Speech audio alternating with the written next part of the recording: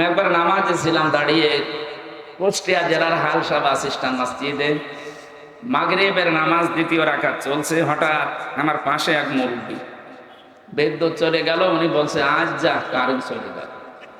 আমি নামাজ শেষ করার পরে বললাম, মুরব্বী এই নামাজে আর কাম হাকাম 13 ফরজ, আজ যা কোন ফরজ? বলছে বাবাজি ওই যে কারেন্ট চলে গেল। আর আমার মুখ দিয়ে হঠাৎ বের হয়ে গেল আজ যা, আমি কি করব? এইরকম মানুষের নামাজ তো 100 ভাগ কবুল হয়ে যাচ্ছে নাকি? এইরকম নামাজ না। আমরা যারা নামাজ অন্তত পড়ি, নামাজ কবুল হয় কিনা আমরা জানি না, কিন্তু আজকে এখানে 1 ঘন্টা সময় দিলে নবীজির হাদিস, আপনি কবুল হওয়া 500 রাকাত নফল নামাজের সওয়াব নিয়ে বাড়ি যেতে পারবেন। কারো জীবনে যদি একটা সেজদাও কবুল হয়ে থাকে, আল্লাহ তাকে জান্নাতে দেবে। 500 রাকাত নফল নামাজে কমপক্ষে 1000টা সেজদা আছে। কত? সুতরাং আমাদের উচিত হবে আজকে এখানে একটু চেষ্টা করা, কোরআনে কারিমের এই আয়াতটা, তেলাওয়াতকৃত আয়াতটা বুঝে বাড়ি যাওয়া। আর বুঝতে হলে আপনাকে কোরআনের আয়াত আগে মানা লাগবে। ফাস্তামিউ লাহু আনসিতু, আল্লাহ বলেন আগে শুনবা, চুপ থাকবা। আমরা দেখতে পাচ্ছি আপনারা শুনতেছেন, কিন্তু চুপ থাকা লাগবে, এটাও ফরজ। চুপ থাকা ফরজ, শোনা ফরজ। এই জন্য বলছি, বসে আছেন, জায়গা পেয়েছেন, দাঁড়িয়ে আছেন, শুয়ে আছেন, যেভাবে আছেন 1 ঘন্টা শোনা লাগবে চুপ করে। এই নির্দেশ 2টা কার? একদিকে শুনতে হবে, আর একদিকে চুপ থাকা লাগবে। তাহলে পুরা জায়গায় আল্লাহ পাক রহমত ঢেলে দেবেন। এই ঘোষণা আল্লাহ দিয়েছেন, ফাস্তামিউ লাহু আনসিতু লাআল্লাকুম তুরহামুন। আশা করছি আল্লাহর এই কথা আমরা ঠিক রাখতে পারবো ইনশাআল্লাহ। এখানে যারা বসে আছে স্টেজে, অবশ্যই এদের সম্মান আছে, এই জন্য আপনারা ওনাদেরকে দাওয়াত দিয়ে এখানে বসিয়েছে। সম্মান মর্যাদা দুনিয়ায় দিনের পরে দিন বৃদ্ধি হতে থাকে যদি মানুষ 2টা গুণ অর্জন করে। সূরা মাজাদারা 11 নম্বর আয়াতের মাঝের অংশে আছে। আল্লাহ রাব্বুল আলামিন বলেন, ইয়ারফা'িল্লাহুল্লাযীনা আমানু মিনকুম ওয়াল্লাযীনা উতুল ইলমা দারাজাত। এই পৃথিবীতে যে মানুষগুলো ঈমান আনতে পারে আল্লাহর প্রতি, আর যারা এলেম পায়, জ্ঞান পায়, এই 2টা গুণ যাদের ভেতরে আছে, ইয়ারফা, এটা মুসারি, বর্তমান ভবিষ্যৎ, প্রেজেন্ট ফিউচার, আল্লাহ নিজে জানিয়েছেন তাদের মর্যাদা আমি আল্লাহ দিনের পর দিন বাড়াতেই থাকি। 750 কোটির উপরে মানুষ এখন দুনিয়ায়, মাত্র 175 কোটি আমরা ঈমান এনেছি আল্লাহর প্রতি, বাকিগুলো সব ঈমানের খাতায়। তাহলে 175 কোটি বাদ দিয়ে বাকি মানুষগুলো এই আয়াতের ভেতরে নেই, ওরা আগে মাইনাস। আমরা যারা আছি, অন্তত ঈমান যাদের আছে এবং যারা জ্ঞান পেয়েছি, এলেম পেয়েছি, আমার আলোচনায় অধিকাংশগুলো ক্লাস, আমি একটা ক্লাসের মতো করে কথা বলি। এখানে যদি আমি 1 ঘন্টা কথা বলি, মনে করবেন একটা ক্লাস চলছে। 1, 2, 3, 4 এর ছেলেরা যেভাবে জবাব দেয়, আশা করছি আপনি বুঝে হোক না বুঝে হোক এরকম জবাব দেবেন না। এটা ঠিক হয় না, বুঝে জবাব দেবেন।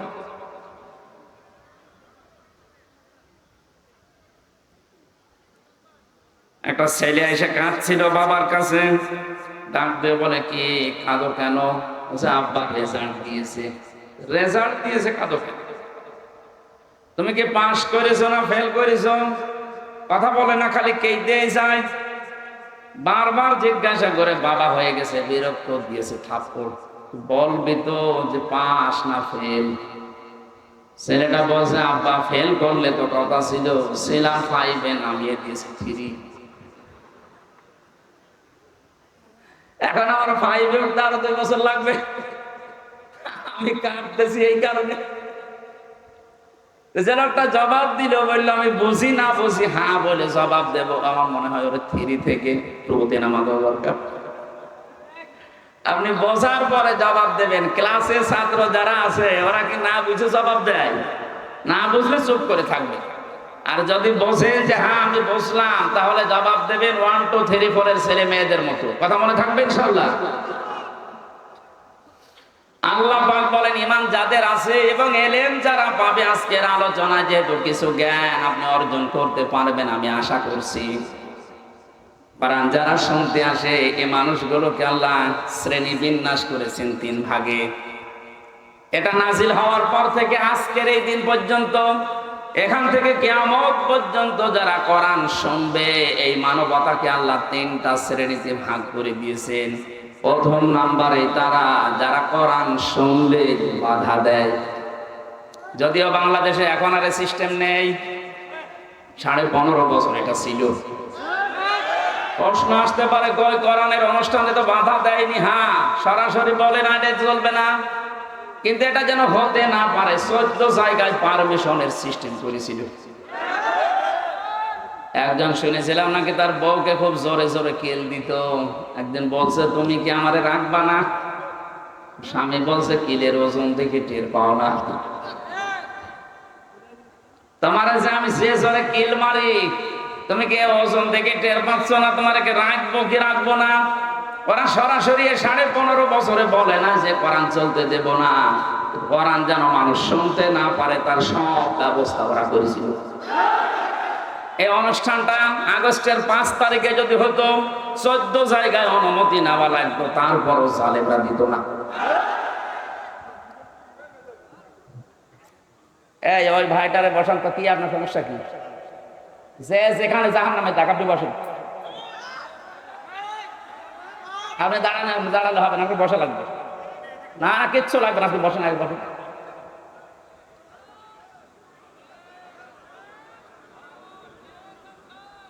এই এখানে কারা? এখানে এ দাঁড়িয়ে কি দেখেন? এখানে বসা যাচ্ছে না? এখানে মানুষ নিজে শুনছে, আপনি আপনার দিকে তাকালে হবে? আবার এখানে দাঁড়িয়ে আছেন কোন কারণে? এই জন্য এই মাহফিল গুলো ঝামেলা। সেমিনার হলে আমার ভালো লাগে, একটা কথা বোঝানো যায়। সাথে এক একজনে 12 বাপের 13 ছেলে আসে, এক একটা থামাতে আমার 14 ঘন্টা লাগে। আবার চা নিয়ে আসতে কাজ করে দেখি, আপনি যেখানে নিয়ে আসেন চা নিয়ে আসেছে, আধা ঘন্টা আগে চা খেয়ে 14 মিনিট লাগছে চা আসতে, আবার এখন চা নিয়ে আসতে। কিচ্ছু লাগবে না বললাম, কেন ওখানে দাঁড়িয়ে আছে কোন কারণে?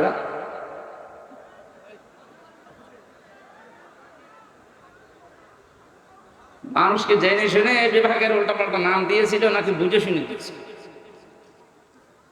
গাড়ির হরেন দেওয়ার পরে যে একটা সাইড দেবে না, তাকিয়ে দেখে যে কে হরেন দিচ্ছে। দেখে আমার গাড়ির না সামনে লেখা আছে আমির হামজা কুষ্টিয়া, তারপরও দেখে সাইড দিবে না, হরেন দিলে ওর বিশ্বাস হয় না। রামপুর বিভাগটা একটু ঝামেলায় আছে। আশা করছি এবার যদি স্টাম্প করার আমি মনোজাত করি। আমি বললাম না পরিবেশ একেবারে শান্ত হয়ে যাবে। আমি আধা ঘন্টা কথা শুনি, আধা ঘন্টা পরে যদি আমি প্রশ্ন করে 5টা প্রশ্নের জবাব দিতে না পারি, দেখেন আপনি কি করবেন। কোরআন শুনতে এসে যারা বাধা দিয়েছিল 1500 বছর আগে, আবু জেহেল একটা আইনও পাশ করেছিল। ওয়াকালাল্লাযীনা কাফারু লা তাসমাউ লিহাযাল কুরআন। আবু জেহেল বলেছে আমার দেশে সব চলতে দাও, মুহাম্মদে কোরআনে কারীম যখন তেলাওয়াত করে এটা যেভাবে বন্ধ করে দাও। আলগাউ ফিহি, ঢোল-ঢোকি তবলা বাজাও, হট্টগোল করো, মানুষের ভেতরে আতঙ্ক তৈরি করে দাও। লাআল্লাকুম তাগলিবুন, আশা করা যায় তোমরা গালেব হবে, বিজয়ী হবে। এই সিদ্ধান্ত ছিল 1500 বছর আগে আবু জেহেলের।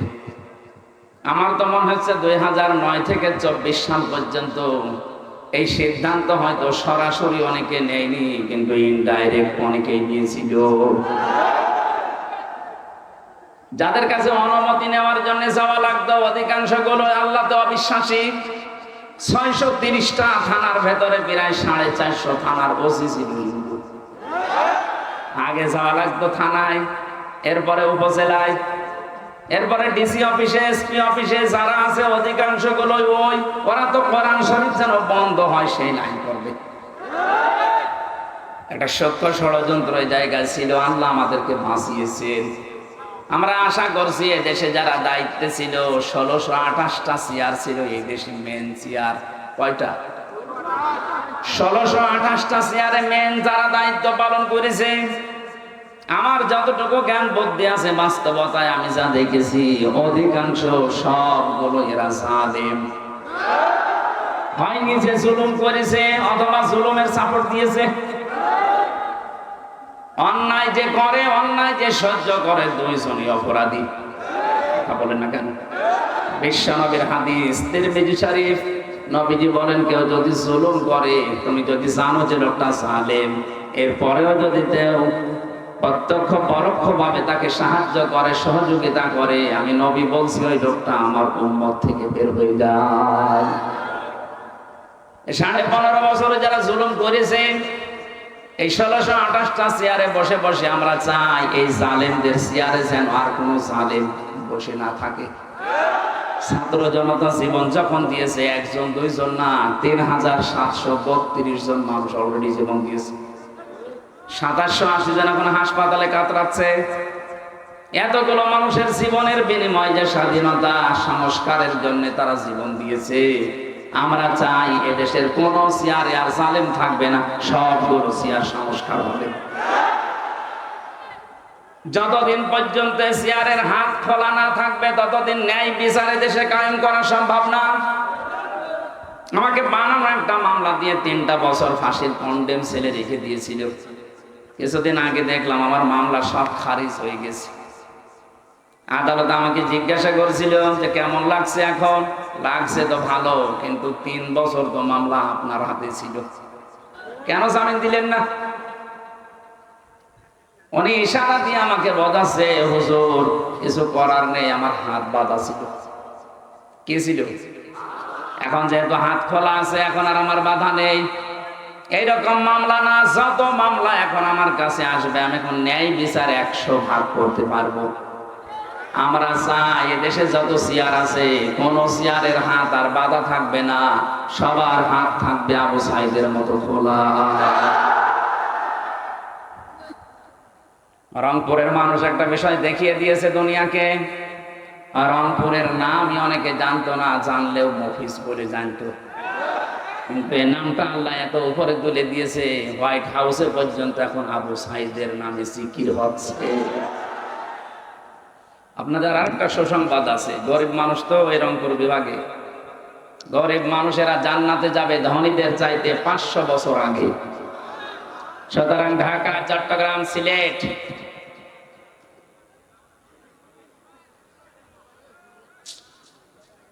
আমি এই মাহফিল সামনে থেকে বন্ধ করে দেবো। সেমিনার সিস্টেম গুলো না করলে, ছাতা মাথা বুঝিয়ে এরা বোঝেও না, এই সিস্টেমে আর আসবে না।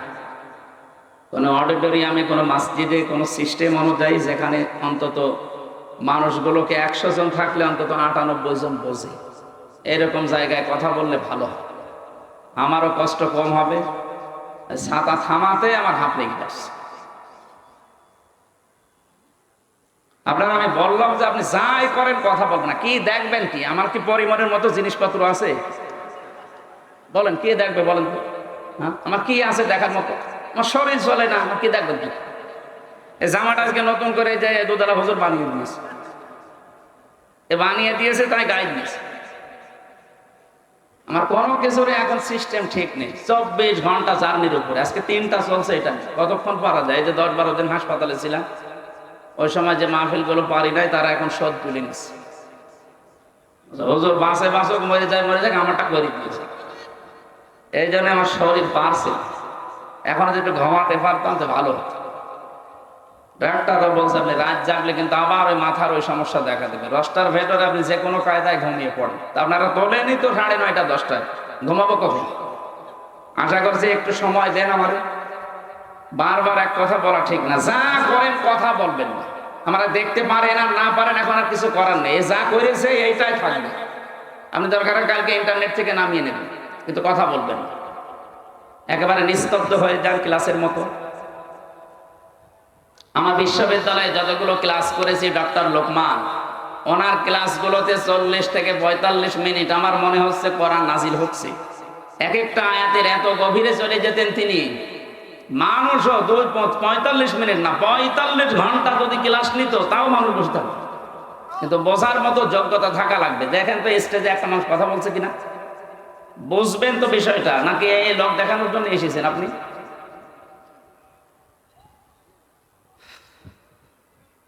আমার ভাইরা, আমি কোরআনে কারিমের শ্রোতাদের বর্ণনা দিচ্ছিলাম। কোরআন নিজেই জানিয়েছে এই পৃথিবীতে তিনটা শ্রেণীতে আমার শ্রোতা ভাগ হয়ে আছে। এক নম্বরে আমাকে শুনলেই যারা বাধা দিত এরা আল্লাহর দৃষ্টিতে কাফের। কাফের যেহেতু এখন আর নেই, এর আগে ছিল। দ্বিতীয় নম্বরে কোরআনে কারিম জানিয়েছে এরা হচ্ছে মুনাফিক। এটা সূরা নিসা 61 নম্বর আয়াতে আছে, وَإِذَا قِيلَ لَهُمْ تَعَالَوْا إِلَى مَا أَنزَلَ اللَّهُ وَإِلَى الرَّسُولِ رَأَيْتَ الْمُنَافِقِينَ يَصُدُّونَ عَنكَ صُدُودًا। হে নবী, যখন আপনি মানুষদেরকে বলবেন আসো আল্লাহর বিধানের দিকে, রাসূলের আদর্শের দিকে, আপনি দেখতে পাবেন যারা শুনতে এসেছে আপনার মুখে কোরআন, এরা বিশ্বাস করবে আল্লাহ নাজিল করেছে। আর আপনি বলছেন এটা মিথ্যা না, এটা ওরা জানে, কিন্তু যখন দেখবে যে ওদের কর্মজীবনের সাথে এগুলো মিলছে না, ওদের প্র্যাকটিক্যাল লাইফের সাথে এগুলোর মিল নেই, তখন আস্তে করে দেখবেন ওরা পেছন দিক থেকে কেটে পড়বে। এই আয়াতটা আমি বানালাম, হ্যাঁ, ১৫০০ বছর আগে নাজিল হওয়া এই আয়াত আমার মনে হচ্ছে এই মাত্র বাংলাদেশ থেকে নাজিল হচ্ছে। আপনি দেখেন এখানে যারা এসেছেন ১০০% আপনি বিশ্বাস করেন যে কোরআন আল্লাহর কিতাব, আর হামজাজা বলছে ও বাবার কথা না, ও কোরআন থেকে বলছে। কিন্তু সেই দেখে যে না, আমি যে রাজনীতি করি তো মিলছে না, আমি যে সমাজনীতি করে তো মেলে না, আমার যে পরিবার এ তো মেলে না, তখন আস্তে করে কিছু বলতেও পারে না, সইতেও পারে না, কেটে পড়ে। আল্লাহর ভাষায় এরা মুনাফিক। আপনি দেখেন তো কোনটা ওঠে না। এত কড়াকড়ি করার দরকার নেই, খুব জরুরি হলে চলে যাবে। বসা, পায়খানা আর বিড়ি খাওয়া বাদ দিয়ে কেউ যেতে পারবে। বিড়ির খুব নেশা লাগলে খেয়ে আবার চলে আসবেন, কারণ এগুলো তৈরি হয় তো রংপুর বিভাগেই বেশি। আকিস বিড়ি, আজিজ বিড়ি খেয়ে তাড়াতাড়ি চলে আসবেন, ঠিক আছে? হ্যাঁ। ৩ নম্বরে আল্লাহ পরিচয় দিচ্ছেন কোরআন যারা শুনতে আসে এরা আমার দৃষ্টিতে মুমিন। ইন্নামাল মুমিনুনা আল্লাযীনা ইযা যুকিরাল্লাহু ওয়াজিলাত কুলুবুহুম। আমি আল্লাহর দৃষ্টিতে মুমিন তো ওই লোকটা যাদের সামনে আমার নাম উচ্চারণ হলে ওদের অন্তরাত্মা কেঁপে ওঠে। ওয়াইদা তুলিয়াত আলাইহিম আয়াতুহু সাদাতুহুম ঈমানা। যখন আল্লাহর তেলাওয়াত কিন্তু আয়াতের কথা বসে তখন ঈমান যা আছে আরো বেড়ে যায়। তার মানে ঈমান যে বাড়া কমা হয় এই আয়াতটার প্রমাণ। আজকে আমরা কোরআন শুনতে এসে যদি বুঝতে পারি আল্লাহ পাক বলেন যাদাতুহুম ঈমানা, অবশ্যই তার ঈমান বাড়বে। আর যারা সর্বোচ্চ ঈমানের অধিকারী, যারা এর মর্মবাণী উপলব্ধি করতে পারবে, বুঝতে পারবে, নবী আপনি দেখবেন তাফিদু মিনাত তামিউই মিম্মা আরাফু মিনাল হক। ওরা যখন জানবে যে আল্লাহ কি বলে আর আমি কি করি, বসার পরে দেখবেন ওদের চোখ দিয়ে অটোমেটিক পানি গড়িয়ে পড়ছে। কোরআনের আলোচনায় সবার চোখে পানি আসবে না, এটা বোঝার মতো যোগ্যতা আপনার থাকা লাগবে। যদি সত্যি আপনি উপলব্ধি করতে পারেন মন দিয়ে, আপনার মন থেকে যদি এই কথাটা আপনি রিসিভ করতে পারেন, দেখবেন আপনি মনের অশান্তি কখন চোখ দিয়ে পানি পড়ছে আপনি টেরও পাবেন না। এটা সাহাবা ইকরামের হয়েছিল, কারণ তারা বুঝতেন। আমরা অনেকে আমাদের মাতৃভাষা না হওয়ার কারণে আরবিটা বুঝি না, এজন্য কান্না তো দূরের কথা, কান্নার ভানও আমরা ধরতে পারি না। হযরত ওমর তেলাওয়াত যখনই করতেন নামাজের ভেতরে 2-3 কাতার 5 কাতার দূর থেকে কান্নার আওয়াজ শুনতে পেত। কারণ পেছনে যারা দাঁড়িয়ে আছে ওরা বুঝতেছে যে জাহান্নামের আয়াত আসতেছে। জান্নাতের সুখের আয়াতগুলো যখন আসতো তারা আবেগে আপ্লুত হয়ে পড়তেন।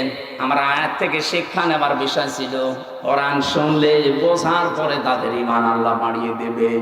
ওয়া আলা রাব্বিহিম ইয়াতাওয়াক্কালুন। বাড়ি যাওয়ার সময় তারা বলবে আমরা আজকে থেকে দুনিয়ার সব কিছু থেকে ভরসা করলাম আল্লাহর উপরে। কোরআনের শ্রোতা পেলাম কয় প্রকার? 3 প্রকার। বলেন। 1 নম্বরে কাফের, 2 নম্বরে মুনাফিক, তিন নম্বরে মুমিন। আমরা এই তিন নাম্বারটা হতে চাই আজ।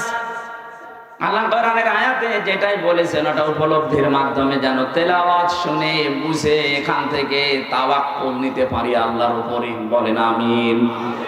দরুদ আর সালাম পড়ছে আমাদের নবী মুহাম্মদ রাসূলুল্লাহ সাল্লাল্লাহু আলাইহি ওয়াসাল্লামের প্রতি।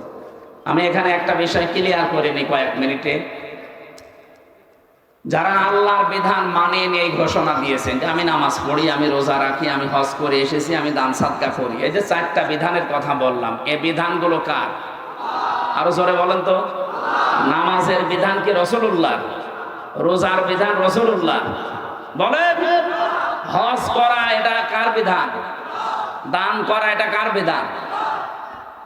আপনি বলছেন আমি এগুলো মানি, আমিও জানি আপনি মানছেন, কিন্তু পরবর্তী যে আরেকটা শব্দ আছে ইমানের সাথে সম্পর্কিত, রিলেটেড করা, আল্লাহ যেখানে তার নাম দিয়েছেন সেখানে রাসূলের নাম দিয়েছেন। কথা বুঝতেছেন? এটা ক্লিয়ার করা লাগবে আজকে। জানি এখানে এরকম বহু চিন্তা ভাবনার মানুষ আছেন, এই আয়াতটা মিলে যাবে আমার আশা। ফেরাউনের নাম শুনেছি আমরা, না শোনেননি? ফেরাউনের নাম শোনেননি? এই লোকটা যখন ডুবে যাচ্ছিল ওই সময় বলেছে আন্নাহু লা ইলাহা ইল্লাল্লাযী আমানাত বিহি বানু ইসরাঈল ওয়া আনা মিনাল মুসলিমিন। সূরা ইউনূসের 90 নম্বর আয়াতের শেষের দিকে আছে। আল্লাহ বলেন যখন ডুবে যাচ্ছিল ওই সময় বলেছে আল্লাহ আমি ঈমান আনলাম। কিভাবে ওর ঈমানের সাক্ষ্য দিয়েছে? আন্নাহু লা ইলাহা ইল্লাল্লাযী আমানাত বিহি বানু ইসরাঈল, বনি ইসরাঈলরা যার উপর ঈমান এনেছে আমি তাকে বিশ্বাস করলাম।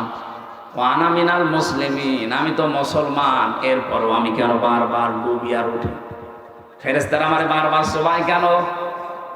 এখানে শিক্ষা দিয়েছেন মুফাসসির যারা তাফসীর লিখেছেন। আমি শব্দের প্রথম ব্যাখ্যাটা এখানে 9টা পেয়েছি।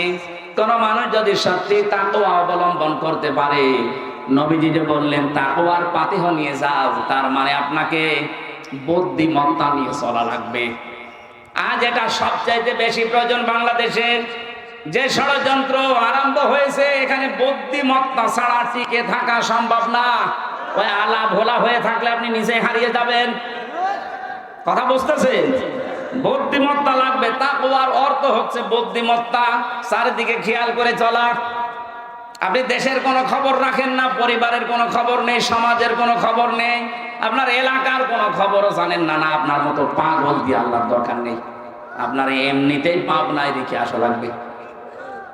আপনি যত উপরে ওঠেন না কেন, আপনি যত বুজুর্গ দাবি করেন, আগে আপনাকে খোঁজ রাখা লাগবে, আপনার এই বুদ্ধিটা কাজে লাগানো লাগবে।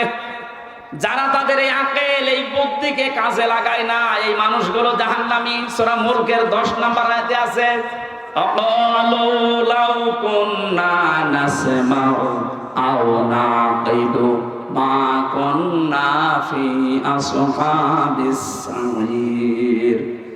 জাহান্নামে সাঈরের গেটে যখন মানুষ যাবে, দারওয়ান ফেরেশতা মালিক জিজ্ঞাসা করবে কেন জাহান্নামে আসলে? এটা তো খারাপ জায়গা। যত মানুষ জাহান্নামে যাচ্ছে ওরা প্রত্যেকেই জবাব দেবে, দুনিয়ায় আমরা যদি ভালো ভালো যে কথাগুলো শুনেছিলাম ওগুলো যদি মেনে নিতাম, আর আমাদের আকল, আমাদের বুদ্ধি, কমন সেন্স যদি কাজে লাগাতাম, আর জাহান্নামে আসা লাগতো না। এই আয়াত দ্বারা প্রমাণ হয় যে মানুষগুলো তাদের বিবেক, বুদ্ধি কাজে লাগাবে না, সে জাহান্নামে যাবে।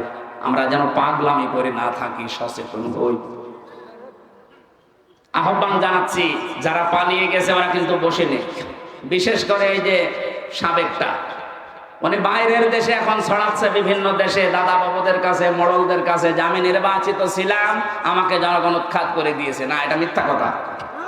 এটার প্রতিবাদে মিডিয়া যারা আছে, পত্রিকা যারা আছে, আন্তর্জাতিক মাধ্যম সব বারবার প্রচার করা দরকার। এটা এখন বুদ্ধিমত্তার কাজ।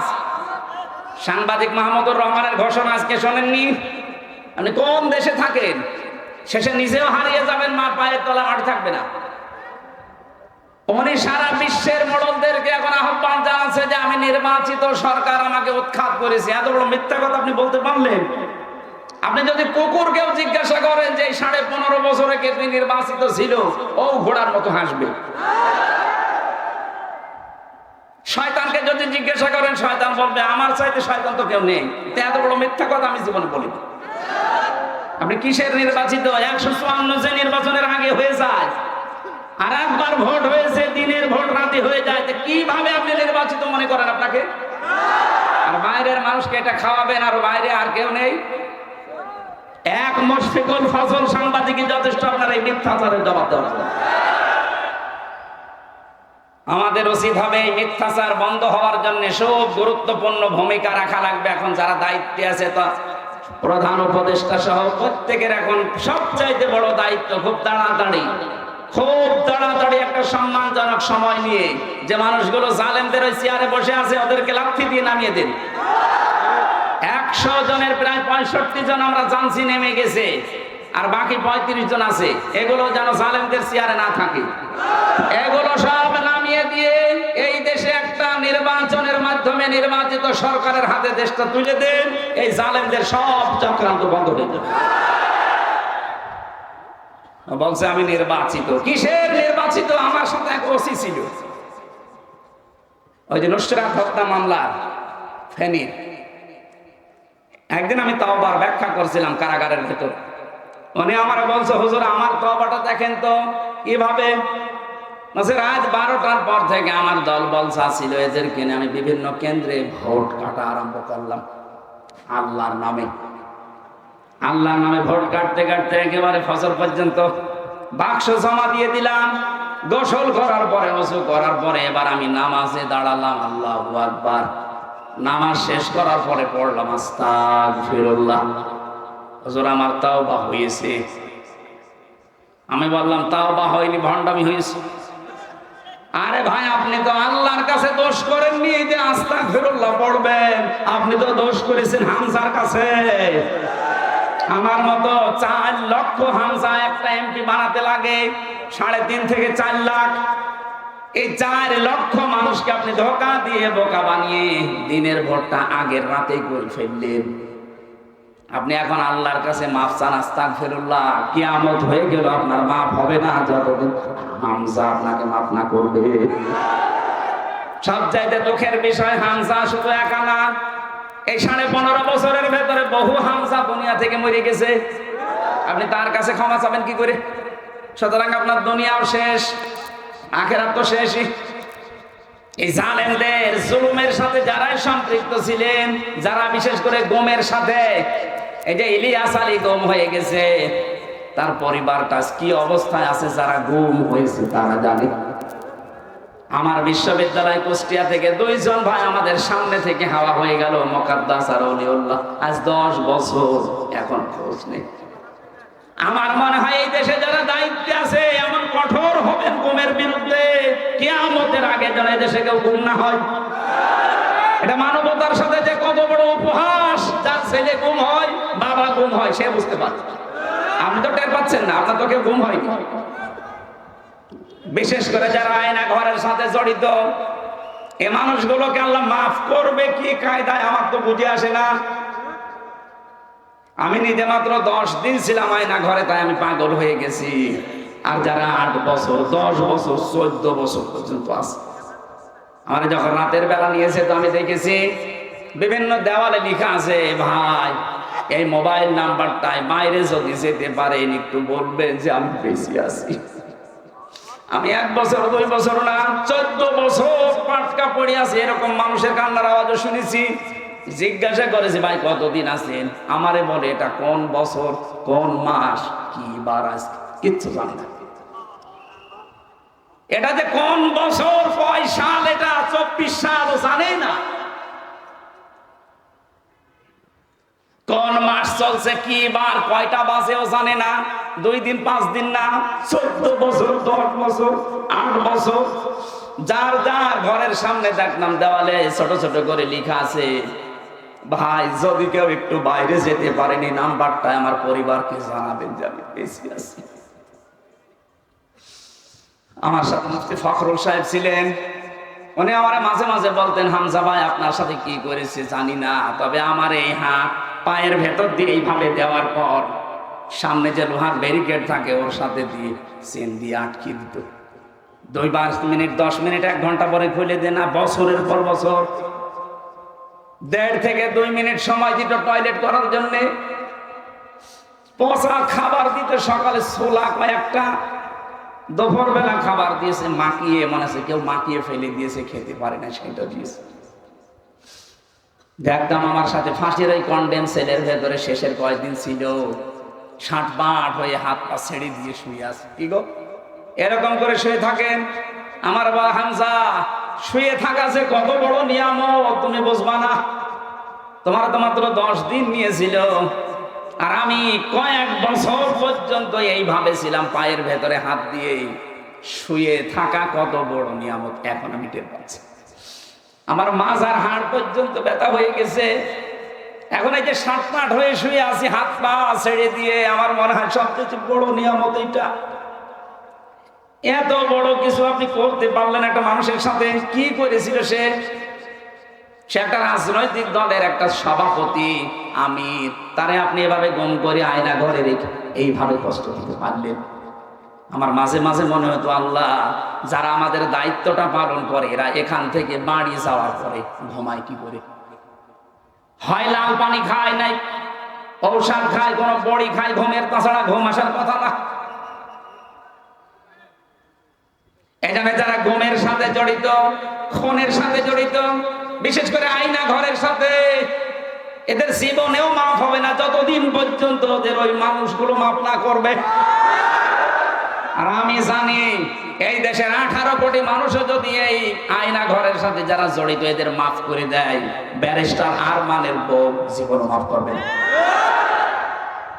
10 বছর 8 বছর সে স্বামী ছাড়া কিছু জানেই না যে বেঁচে আছে কিনা।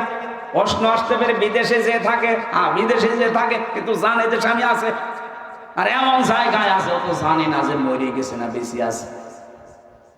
এক একটা দিন কত কষ্ট করে এই গুম হওয়া আয়না ঘরে থাকা মানুষের আত্মীয় স্বজনের কেটেছে, আপনি বুঝবেন না, আপনার তো হয়নি। আমার বাবা মা, আমি একা সন্তান, মাত্র 10 দিনে তারা আমার মতো হাফ পাগল হয়ে গিয়েছিল। 3টা বছর যদি আমি ফাঁসির কন্ডেম সেলে ছিলাম, তারপরেও তো অন্তত 3 মাস 6 মাস পর একটু যোগাযোগ করতে পারতাম। আর ব্যারিস্টার আরমান সাহেব 8 বছর উনি জানেই না যে বাংলার পৃথিবী আছে কিনা, অথচ মাথার উপর দিয়ে গাড়ি ঘোড়া চলছে। ওই ডিবি অফিসে মাটির নিচে যে ঘর আছে ওটা ভেঙে দেওয়া দরকার। কয়েকদিন আগে ডিবির যে অফিসার ঘোষণা দিয়েছে, মাটির নিচে এখানে আয়না ঘর থাকবে না, ভাতের হোটেল থাকবে না, কাউকে যদি ধরা হয় তাকে তাড়াতাড়ি তার পরিবারকে জানানো হবে, এটাই দরকার। তাছাড়া এত কঠিন অবস্থায় দিন কাটা সম্ভব না, বিশেষ করে গুম আর আয়না ঘর, এটা যেন পৃথিবী থেকে নিশ্চিহ্ন হয়ে যায়। দিনাজপুরবাসী, আমি যাই করি না কেন, আল্লাহর দরবারে আমার কোনো পজিশন আছে কিনা, আমার একটা মর্যাদা, এরকম একটা চেয়ার আছে কিনা যেখানে আল্লাহর সামনে আমি দাঁড়াতে পারবো। আজ প্রধান উপদেষ্টা ডক্টর মোহাম্মদ ইউনূসের আশপাশে যারা আছে, ওনার কথার যে মূল্য উনি দেবে, এই দিনাজপুর থেকে আমি হামজা কথা বললো, ওই মূল্য দেবে। ওনার কাছে যে চেয়ারটা আছে, চেয়ারের একটা মূল্য আছে। আল্লাহ পাক বলেন, অবতাগু ইলাইহিল ওয়াসিলা, আমি আল্লাহ পর্যন্ত পৌঁছাতে একটা চেয়ার তালাশ করো, ওসিলা।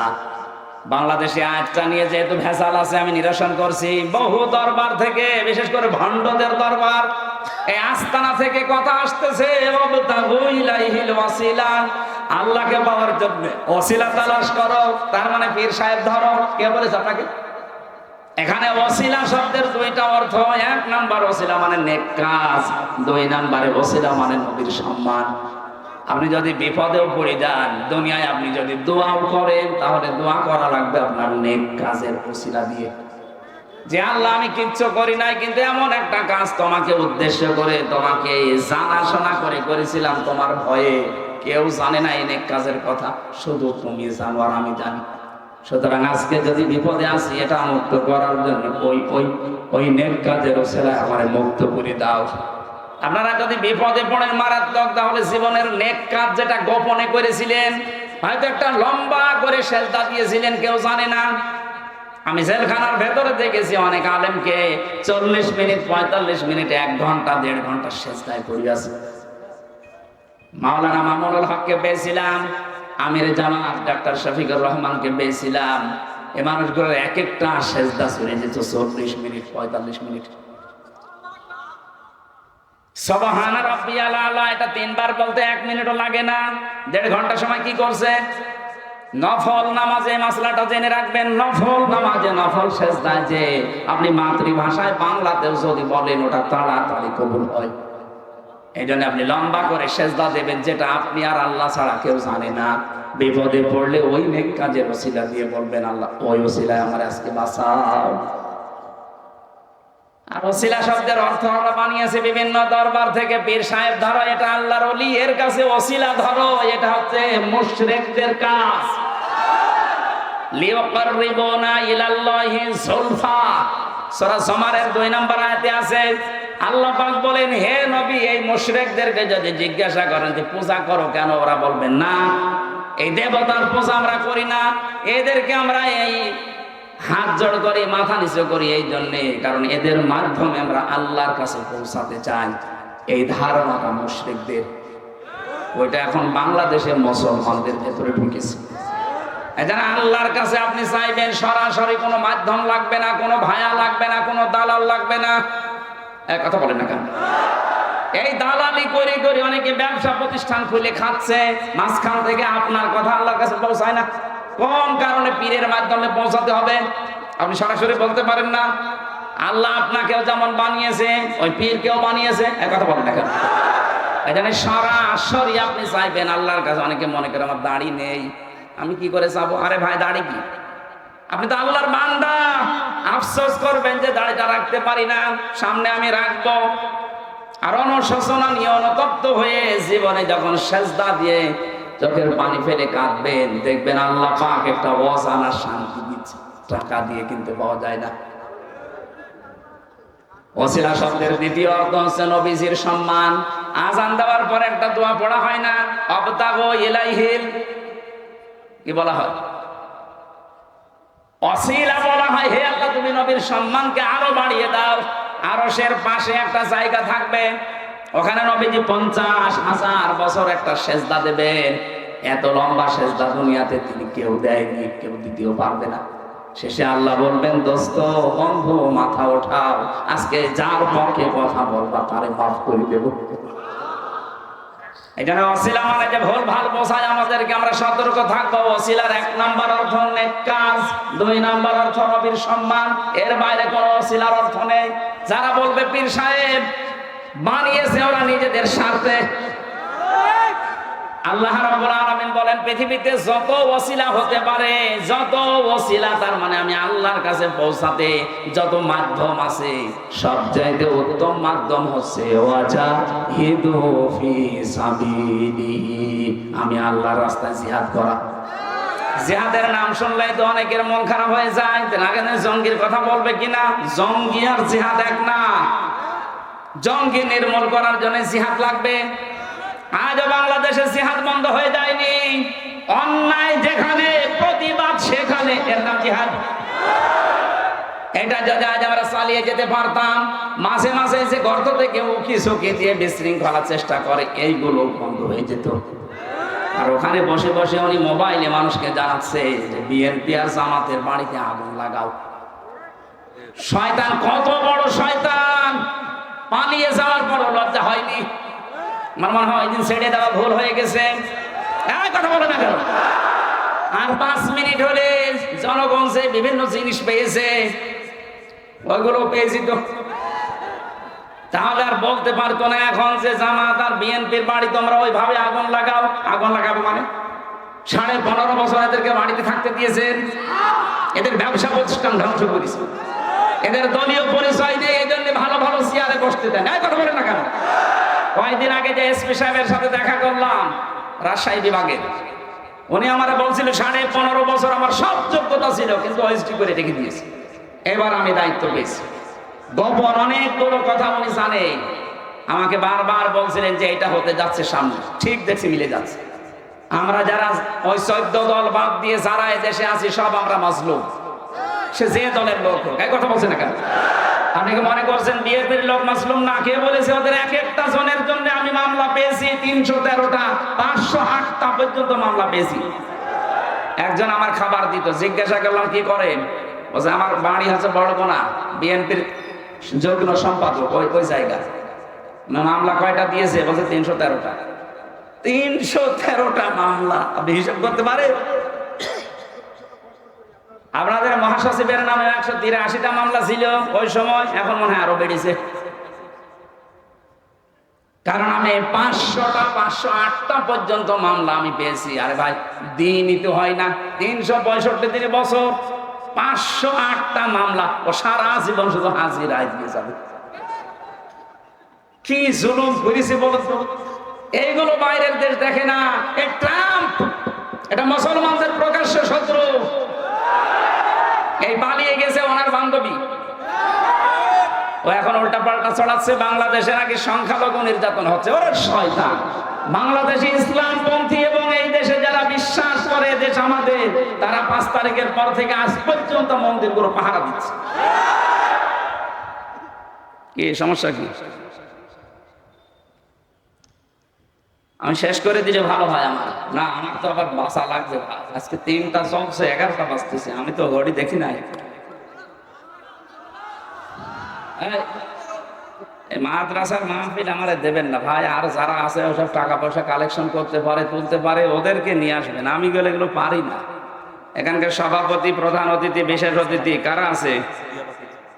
এনারা এটা আবদার করছে যে মাদ্রাসার একটা জমি দরকার। আপনাদের সামর্থ্য থাকলে বলেন, দিতে পারলে। যারা দায়িত্বে আছেন এখানে, সভাপতি, প্রধান অতিথি, বিশেষ অতিথি, মাদ্রাসার নাকি একটা জায়গা দরকার খুব। যদি পারেন, সামর্থ্যের বাইরে চলে গেলে দরকার নেই, ভেতরে থাকলে, আয়ত্তে থাকলে আপনারা দিয়ে দেবেন। আপনাদের দাবি দিলাম। যদি একজন না পারেন, 4-5 জন মিলে করবেন। কয় কাঠা জমি লাগে? অন্তত 10 কাঠা মতো কিনে দেবেন। এই এলাকায় মনে হয় ঢাকার মতো এত দাম না। গ্রামাঞ্চল আপনারা আশা করছি যারা এখানে সম্মানিত মানুষ আছেন, আপনার টাকা যদি দিনের এই শিক্ষার কাজে না লাগে, আপনি টাকা নিয়ে কি করবেন? কবরে যাবেন? এখানে যারা এসেছেন অবশ্যই আপনারা এই দায়িত্বটা পালন করবেন। 8-10 কাঠা জমি 5-6 জন মিলে, আপনি আশা করছি আপনারা আমার কথাটা রাখবেন। আমি আজকের মতো শেষ করে দিচ্ছি। আগামীতে যদি এখানে আশপাশে কোনো জায়গা আসে, একটা মাহফিল নেবেন। 2-3টা 4টা নিলে আমিও পারছি না, মরে যাবো শেষে। জামাতের এই আসনের এমপি প্রার্থী উপস্থিত আছে কে? জনাব আফতাব উদ্দিন মোল্লা। কি কথা বলেন উনি? প্রধান অতিথি আছে, বিশেষ অতিথি আছে, আফতাব সাহেব আছে। সবাইকে আমি একটু মোনাজাত করে দিচ্ছি, কারণ এখন সবার কথা বলতে গেলে রাত 11টা বাজে। আমি ঘুমাবো কখন? 10টায় আমার ঘুমানোর কথা। আমি মাফ চাই, দোয়া করছি। আল্লাহুম্মা আমিন। লা ইলাহা ইল্লা আনতা সুবহানাকা ইন্নী কুনতু মিনাজ জালিমিন। রব্বুল আলামিন, যে কয়টা কথা শুনেছি কোরআনে কারীম থেকে, আমাকে সহ প্রত্যেককে আমল করার তৌফিক দাও।